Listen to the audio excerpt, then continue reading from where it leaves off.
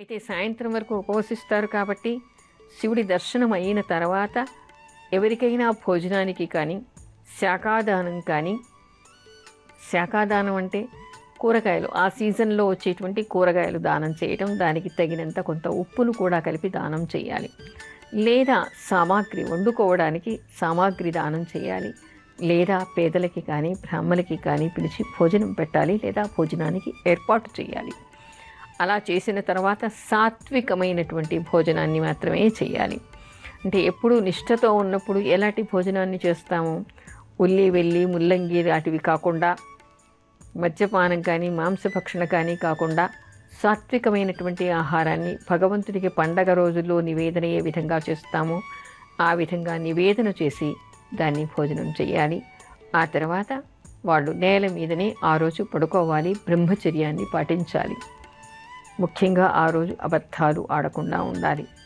అబద్ధం ఆడితే కూడా వ్రత ఫలితం లేకుండా పోతుందిట. అబద్ధం ఆడకుండా ఎవరుంటారండి అని మాత్రం అనకండి. ఎందుకంటే ఏం చెప్తారంటే, ఒక బెలూన్ ఉందనుకోండి, దాని నిండా గాలి ఉంది, చిన్న సూది పొడిచిన దానిలోని గాలింతా కూడా పోతుంది. అదేవిధంగా ఎంత కఠినంగా నియమాల్ని పాటించి ఉపవాసం చేసి గుడికెళ్ళి అభిషేకాలు చేసుకుని వస్తే సరిపోదు. మనం కూడా క్రమశిక్షణగా ఉండాలి. అందుకని ఆ రోజు ఎలాంటి అబద్ధాలు ఆడకూడదు. అబద్ధం ఆడితే వ్రత ఫలితం దక్కదు అని మనకి శాస్త్రం చెప్తోంది. అంటే వ్రత నియమాల్లో ఉపవసించడం మాత్రమే కాదు, పూజ చేయటం మాత్రమే కాదు, ఇలాంటి నియమాల్ని కూడా పాటించాలిట.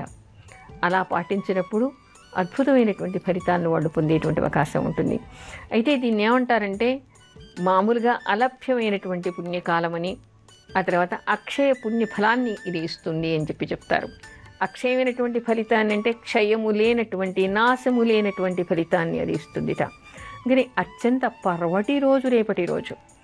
అందుకని ఎవరైనా కూడా ఉదయమే పుష్కరాలు ప్రారంభం అవుతున్నాయి కాబట్టి తీరవాసులైతే హాయిగా గోదావరిలో స్నానం చేయటం, ఆ తీరంలో ఉండేటైతే సాయంత్రం పూట తీరంలో ఉండేటువంటి ఈశ్వరుడికి అభిషేకం చేసుకోవడం. తీరవాసులు కాలేదనుకోండి, అయినా వాళ్ళంతా కూడా ఇంట్లో స్నానం చేసి సాయంత్రం పూట ఈశ్వరుడికి అర్చన కానీ అభిషేకాన్ని కానీ చేసుకోవచ్చు. దేవాలయంలోనే కాదు, వీలు కాకపోతే మీ ఇంటిలో ఉండేటువంటి శివలింగానికైనా కూడా అభిషేకం కానీ అర్చన కానీ చేసుకోవచ్చు. అందరికీ శివలింగం ఉండదు అని అనుకుంటే శివ కుటుంబం ఫోటో పెట్టుకుని పూజ చేసుకోవడం చాలా విశిష్టమైనటువంటిది. అర్చన చేసుకుని స్కంద కవచం చదువుకొని, ఎందుకంటే శివ కుటుంబం ఫోటోలో గణపతి, సుబ్రహ్మణ్య స్వామి, అమ్మవారు, శివుడు కూడా ఉంటారు. అందుకని గణపతికి పూజ, సుబ్రహ్మణ్య స్వామికి పూజ, మంగళచండి ఆవిడే కాబట్టి అమ్మవారికి పూజ, ఈశ్వరుడికి అర్చన చేసుకున్నారనుకోండి. ఆ తర్వాత మంగళచండి పారాయణం, స్కంద కవచం, అంటే మీకు ఉండేటువంటి దోషాల్ని అనుసరించి మీరు అర్చన, అభిషేకం, పూజ చేసుకోవడం, నివేదన చేయటం, ఆ తర్వాత భోజనం చేయడం లాంటివి చేస్తే తప్పనిసరిగా మంచి ఫలితాన్ని పొందేటువంటి అవకాశం ఏర్పడుతుంది. నాశము లేని ఫలితాన్ని అది ఇస్తుందిట. అంటే తప్పనిసరిగా మంచి ఫలితాన్ని అది ఇస్తుంది. కాబట్టి ఇలాంటి పర్వటి రోజుల్లో ప్రత్యేకంగా పూజ చేసుకోవడం వలన దోష పరిహారం చేసుకునేటువంటి అవకాశం ఏర్పడుతుంది.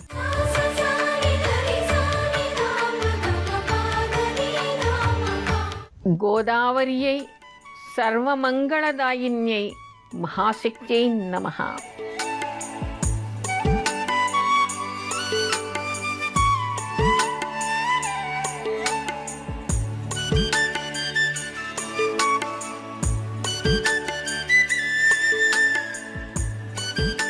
అంటే రేపటి నుంచి గోదావరి పుష్కరాలు కాబట్టి స్నానం చేసేప్పుడైనా ఈ మంత్రాన్ని గోదావరి నదిలో స్నానం చేస్తున్నట్టుగా భావించి, ఎందుకంటే సర్వమంగళదాయిని ఆవిడ, సర్వపాపాల్ని పోగొట్టి శుభాల్ని ఇస్తుంది. మంగళం అంటే శుభం, సకల శుభాన్ని ఇస్తుందిట. ఆవిడే మహాశక్తి స్వరూపుడి. అందుకని గోదావరిని తలుచుకొని గోదావరి అయి సర్వమంగళదాయిన్యై మహాశక్త్యై నమః అనేటువంటి నామాన్ని జపిస్తూ స్మరిస్తూ, గోదావరిని స్మరిస్తూ, అంటే తీరవాసులు కానటువంటి వాళ్ళు కూడా ఇంట్లో స్నానం చేసినప్పుడు ఈ నామాన్ని ధ్యానిస్తూ గోదావరిలో స్నానం చేస్తున్నట్టుగా భావించవచ్చు. ఆ తర్వాత మీ ఇంట్లో గోదావరి జలం ఉంటే తల మీద చిలకరించుకోవచ్చు. లేదు తీరవాసులు అనుకోండి, హాయిగా ఈ నామాన్ని జపిస్తూ మీరు గోదావరిలో స్నానం చేసి గోదావరి తల్లి అనుగ్రహానికి పాత్రులు కావచ్చు. గోపురంపై మీ అమూల్యమైన సలహాలు మాకు తెలపండి.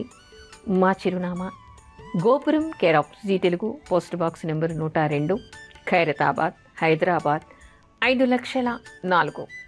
మా ఈమెయిల్ ఐడి gopuram.ctelugu@gmail.com. చూశారు కదా, ఇది ఇవాల్టి మంగళదీప్ ప్యూర్ అగరబత్తీస్ గోపురం కార్యక్రమం. మరో ఎపిసోడ్లో మళ్ళీ కలుసుకుందాం. అంతవరకు సెలవు.